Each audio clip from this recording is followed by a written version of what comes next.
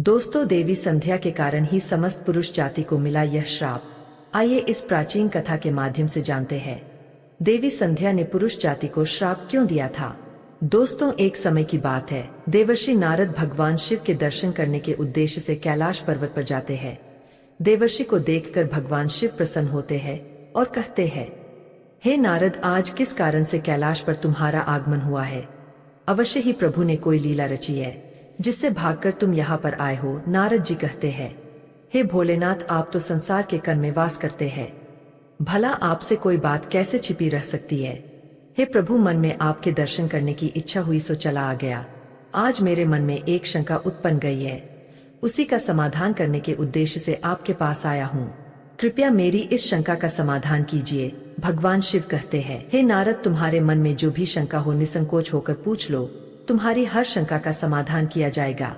आज तुम्हारी जो भी शंका हो पूछ लो। देवर्षि कहते हैं, हे दीनानाथ, आप परम दयालु और कृपालु है, अपने सभी भक्तों पर समान कृपा दृष्टि बनाए रखते हैं।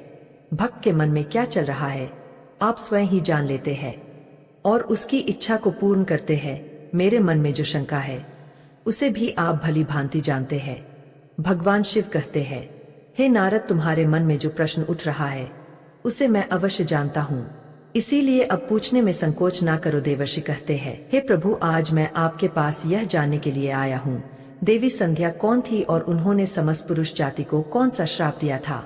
आज मैं आपके पास देवी संध्या का महत्व को सुनने के लिए ही आया हूँ। भगवान शिव कहते हैं, हे नारद, आज तुमने उत्तम प्रश्न किया है, इसमें समस्त मानव जाति का कल्याण छिपा हुआ है।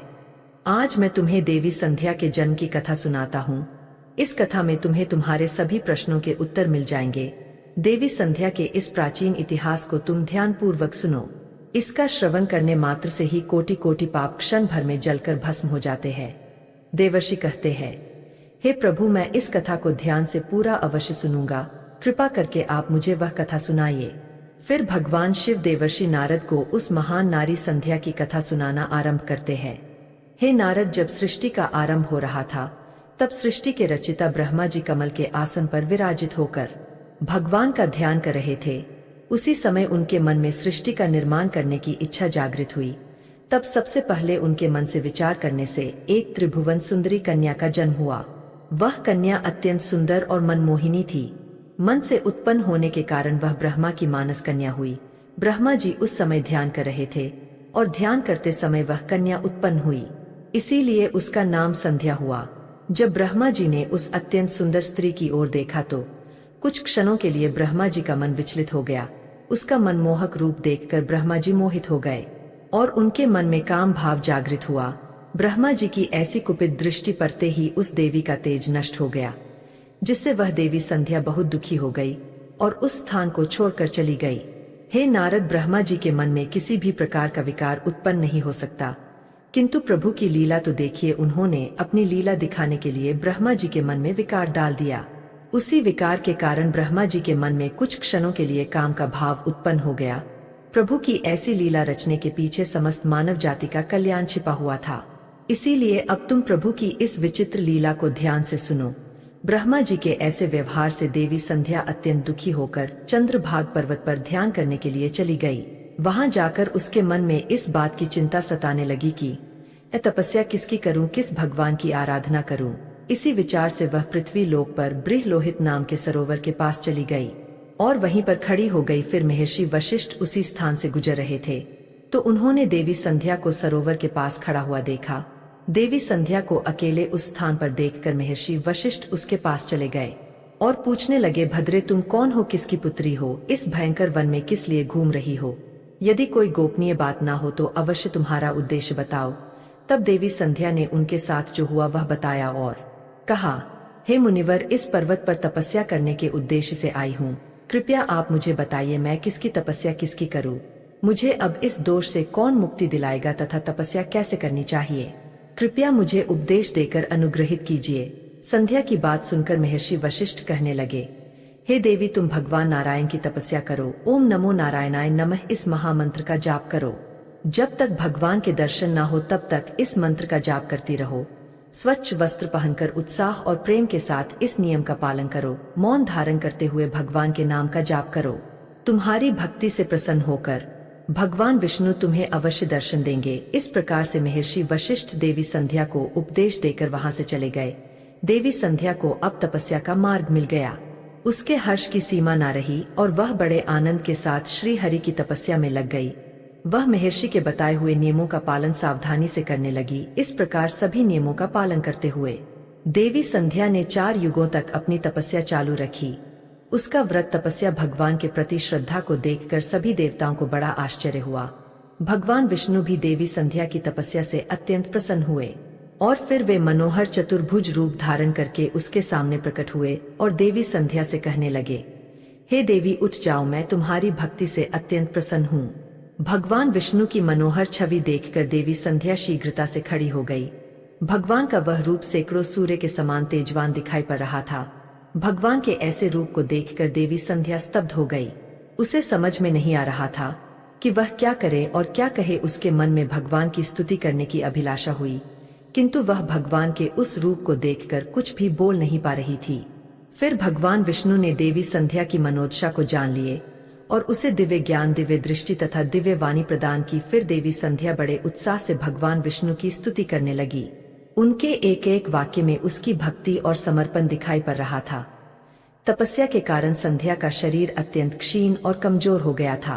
तब भगवान ने अपनी अमृतम दृष्टि डालकर उसके शरीर को हष्ट पुष्ट बना दिया और मधुर वचन में उससे कहने लगे, भद्रे, तुम्हारी तपस्या से मैं अत्यंत प्रसन्न हूँ।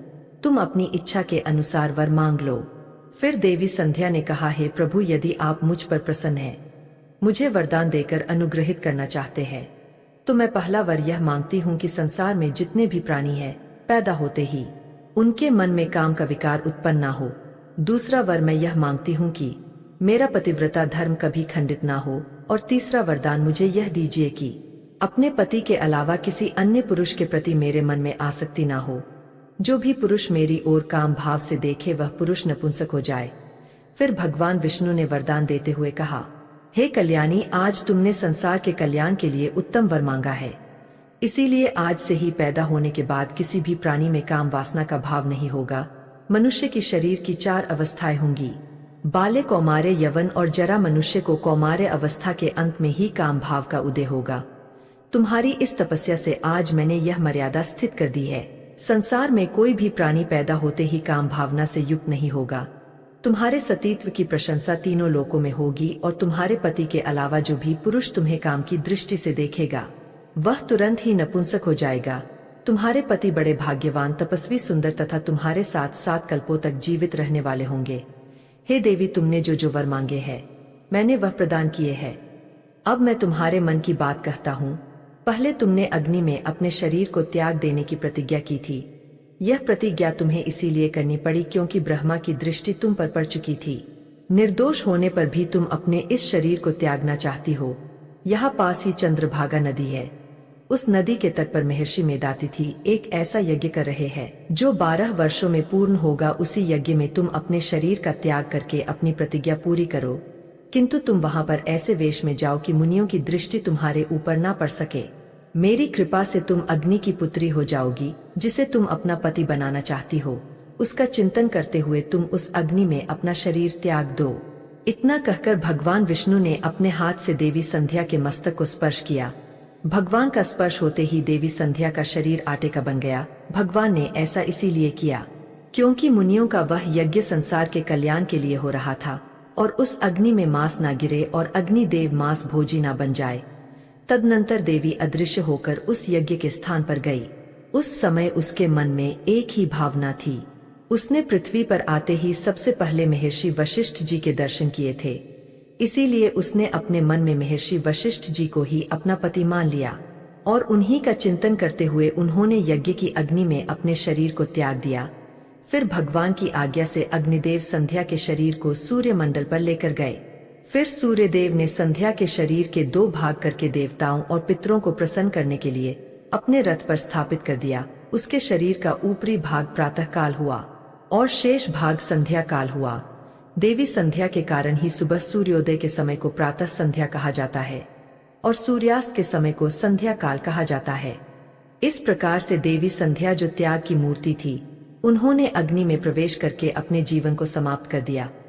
भगवान विष्णु के वरदान से देवी संध्या दूसरे जन्म में अरुंधति के रूप में प्रकट हुई और वशिष्ठ जी की पत्नी हुई। भगवान शिव कहते हैं, हे नारद, इस प्रकार से देवी संध्या के कारण ही संसार में जन्म लेने वाला प्रत्येक प्राणी काम के भाव से रहित होता है।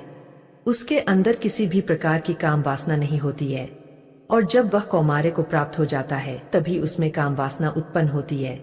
इस प्रकार से मैंने आपको देवी संध्या के जीवन का चरित्र सुना दिया है। देवर्षि कहने लगे, हे प्रभु, आपने देवी संध्या के चरित्र को सुनाकर मुझ पर बड़ा उपकार किया है। देवी संध्या की कथा सुनकर मैं धन्य हुआ। आपका कोटि कोटि धन्यवाद। हे प्रभु, अब मैं इस कथा का तीनों लोकों में प्रचार करूंगा। तो दोस्तों, इस प्रकार से भगवान शिव ने देवर्षि को देवी संध्या की कथा सुनाई है। आपको यह कथा कैसी लगी कमेंट करके अवश्य बताएं। अगर जानकारी अच्छी लगी हो तो वीडियो को लाइक करें और चैनल को सब्सक्राइब करें। धन्यवाद।